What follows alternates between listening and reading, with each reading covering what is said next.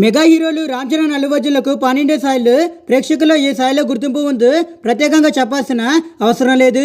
చరణ్, బన్నీ కలిసి గతంలో ఎవడు అనే సినిమాలో నటించగా ఈ సినిమా బాక్స్ ఆఫీస్ వద్ద బ్లాక్ బస్టర్ హిట్గా అయితే నిలిచిన సంగతి తెలిసింది.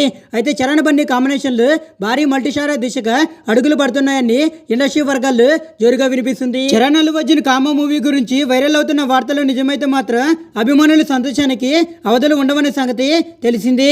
అయితే ఏడాది చివర్లో ఈ సినిమాకి సంబంధించి ప్రకటన రానుందని వార్తలు ప్రచారంలోకి వస్తున్నాయి.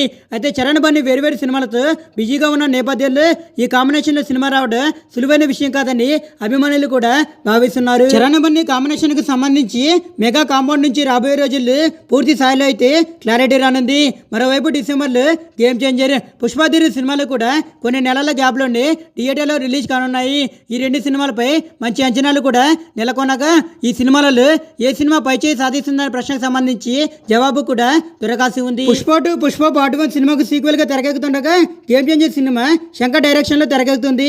ఈ రెండు సినిమాల బడ్జెట్ అయితే దాదాపు 700 కోట్ల రూపాయలు కావడం గమనార్థం. పుష్ప 2 సినిమా నుంచి ఇప్పటికే విడుదలైన 2 పాటలు కూడా ప్రేక్షకుల నుంచి మంచి రెస్పాన్స్ ని కూడా సొంతం చేసుకోవడం గమనార్థం. పుష్ప 2 గేమ్ చేంజర్ ఏ రేంజ్ లో రికార్డులు బద్దలు కొడతాయో చూడాలి.